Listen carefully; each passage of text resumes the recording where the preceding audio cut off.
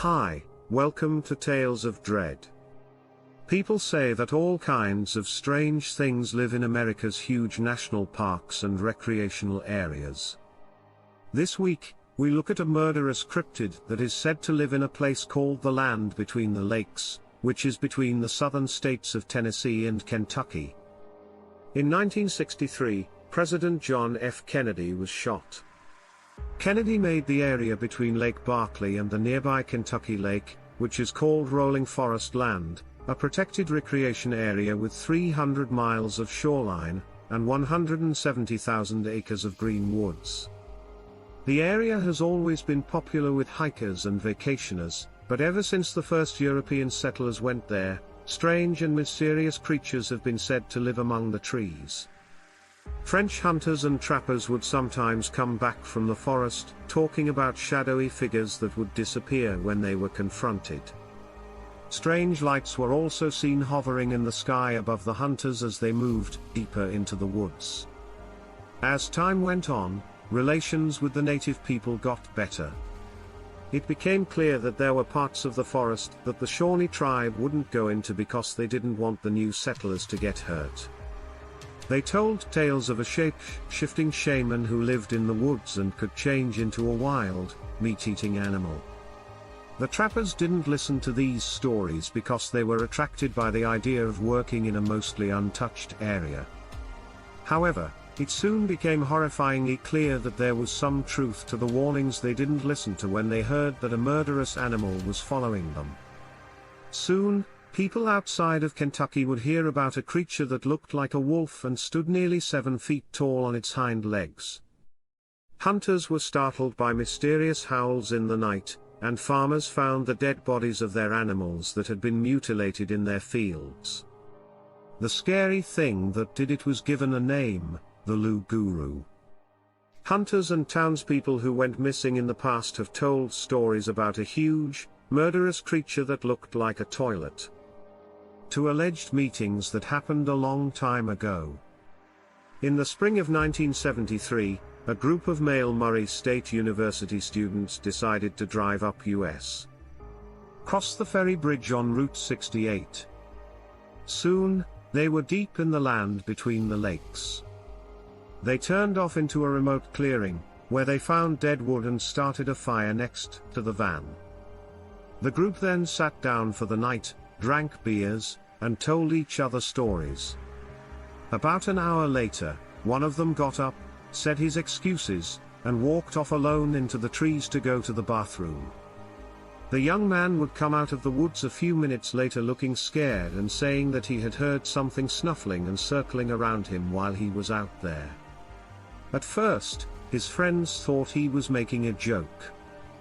The students kept doing what they were doing, but as the night went on, more and more of them noticed that something was slowly going around the camp, out of sight behind the trees. One by one, they all stopped talking as the sound of snapping branches slowly moved around the clearing in a wide circle in the trees. They also heard what sounded like a deep sniffing sound. Later, two of the group said they had seen a pair of glowing red eyes staring back at them from the darkness. Suddenly, a loud howl that sounded like a wolf came from nearby. This made the young people rush back to their vehicle and start the engine. But as soon as they did, a tall, thin figure crashed into the back of the van. Several of the students inside the van were knocked off their feet by the force. As the van drove away, screams and the sound of metal grinding came from the back, as if the back end of the vehicle was caught on something. The van drove straight back to their campus. The group was shocked to see that the back end of the car had been badly damaged, with 4 deep, clear cuts in the cover of the engine compartment. It looked like something with huge claws had cut and torn at the metalwork over and over again. 5 years later, in July of 1978, a 17-year-old girl named Jan Thompson went to stay at her aunt's house in Grand Rivers for a couple of weeks. The house was near the intersection of several hiking trails that led into the nearby forest, and it wasn't far from the banks of the nearby Kentucky Lake. Thompson really liked spending her summers there because she got to spend time with her younger cousins, Joe and Rhonda. During the day, when her aunt and uncle went to work, she would sit outside the house and keep Rhonda busy. Joe, who was 13 years old, usually spent his days off riding his dirt bike in the woods. But one night, while the two girls were playing on the front porch, they heard Joe's bike coming through the woods towards them. They knew almost right away that something was wrong, and as they looked into each other's eyes, their fear grew. The pitch of the bike's engine was way too high, which meant that it was being driven at a dangerous speed. Sure enough, when the trail bike and its rider came out of the trees, they were going so fast that it took all of Joe's skill to stop it without falling out of the saddle. After he got off the bike and started to limp over to the girls, Thompson could see what looked like fresh blood, dripping from a long tear in his right leg. Her younger cousin told her that he was walking home along a path near the old sawmill when a dark shape came out of the bushes and tried to grab him.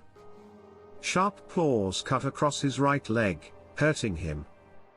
The boy ran away right away, but when he turned around to look over his shoulder, he saw his attacker coming after him.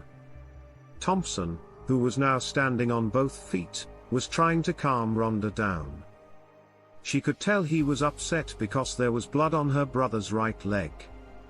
They were startled by a gutter or roar that came from further down the nearby trail, and then a tall figure stepped out from behind the trees. Jan and her cousins quickly moved back across the porch towards the front door. Its thin body was hard to see because it was covered in a thick coat of jet black fur. When the thing moved forward, it turned on a security light that was attached to the side of the house. The creature stopped right away and covered its eyes to avoid the light. This gave the children time to run into the house and lock the door behind them. Jan was able to get a good look at the intruder because it stood still for a few seconds. It seemed to be looking at the blinding light coming in through the windows. She would later say that it wasn't like what she had heard about Sasquatch, which is said to live in the area. It looked more like a dog or a wolf, and it was standing straight up on its back legs. Its black eyes were almost impossible to see because they were surrounded by so much dark fur. As the creature continued to move steadily toward the house, John took some knives from the kitchen drawer and led the younger kids upstairs, where they all hid under a bed. For about the next hour, the three people kept hearing banging and clattering sounds all around the outside of the ground floor. Finally, they heard the sound of glass breaking as a downstairs window was broken. When the children heard their mother's car pull up to the house, all of these sounds stopped at once. Minutes later, Jan's aunt came in through the front door and scolded the kids for not helping her unpack the groceries when she had asked them to. With the car horn. When she saw that the three kids were scared and looking haunted, she told them to stay where they were and went outside to check on the house. It would be found out later that the person who broke in had, in fact, broken one of the kitchen windows. Jan's uncle listened to their story without asking any questions when they told it to him after he got back home. He just told the children they couldn't go back into the woods at any time before sending them all to bed. But there is another story that will always be linked to the beast of the land between the lakes. In 1982, the local government allegedly hid a horrifying story so that people wouldn't panic. So the story goes, a whole family who was camping in the area was brutally killed. Their bloody motorhome was found at the campsite, and the bodies of the father, mother, and 13-year-old son were found in and around it. It looks like they were attacked by something with big claws. Later, the 9-year-old daughter was found a long way away. She had been stuck in the high branches of a tree. Local people have told many different stories about this event over the years, since it was said to have happened. Because there wasn't much else to back it up, most people who talked about it thought it was mostly made up. Then, in December 2020, Someone who seemed to have seen what happened finally spoke up by contacting a YouTube channel called Cryptid Studies Institute. A man named Roger said that in 1982, his family had invited him to go camping with them at a park in the land between the lakes.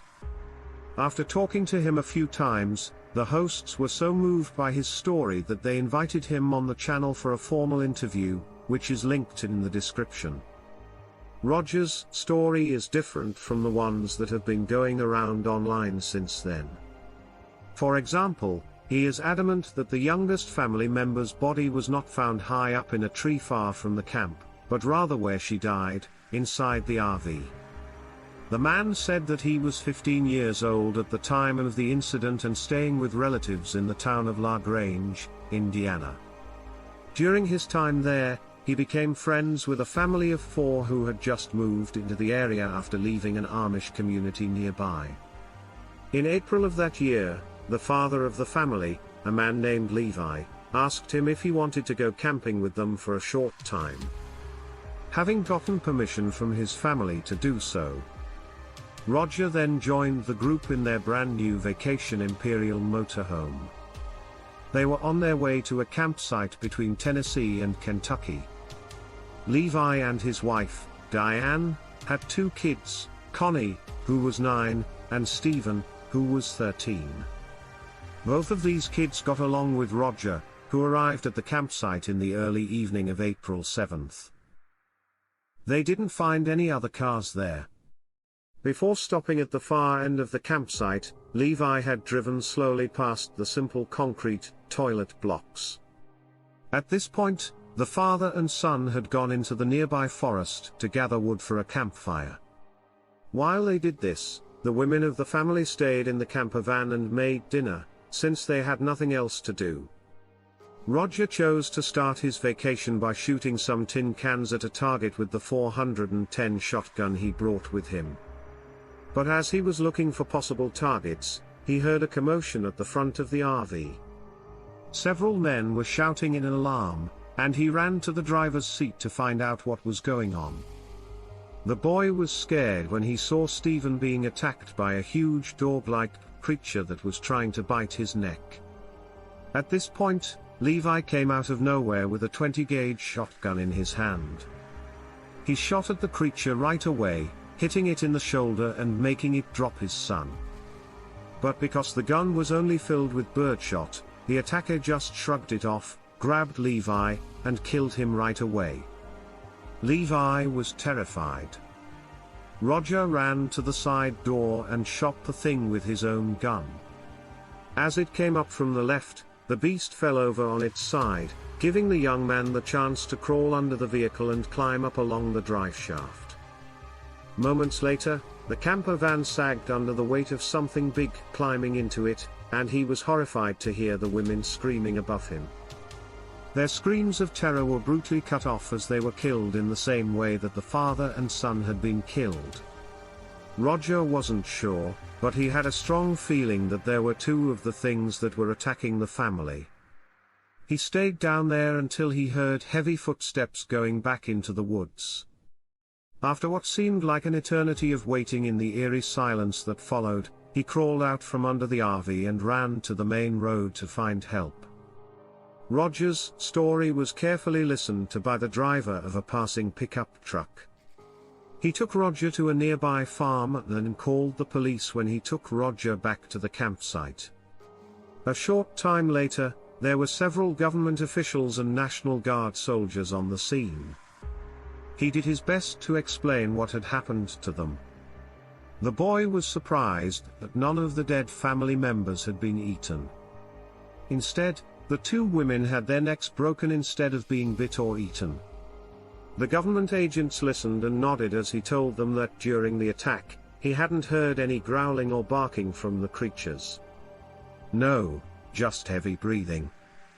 He had also said that, even though the attackers looked like dogs, they had moved like people. He thought they were people dressed up as dogs, not real dogs. Everything of value in the trailer was still there, though. The officials opened the safe and found almost $20,000 inside. With the money from the sale of the family's house, Roger was taken right to the airport in nearby Hopkinsville and put on a flight back to his hometown of Cedar Rapids. He was completely shocked by what he had seen. He didn't tell his family about it. Instead, he watched the news to see how the public would hear about it. It never happened, and he didn't figure out that it must have been a lie until many years later when he found different versions of what happened online. There have been reports of tall, aggressive cryptids that attack people who happen to cross their paths in the more remote parts of America. But most of these things have looked like a pea, and only a small number of people have said they looked like dogs. The beast from the land between the lakes is different from the Dogman because it is said to have the body of a standing wolf instead of the hawking body of a human, like the Dogman. Its actions, on the other hand, are much more like those of a human, and it seems to understand technology better than other creatures. Some people think that the beast might be a skinwalker from Native American legend. There are a lot of similarities between the stories about this creature and the different people it has met. This makes for an interesting case. But the fact is that there is no proof that it exists, which is not to say that people who say they have seen it or other things like it are lying. But until more convincing proof comes forward, it will stay a story.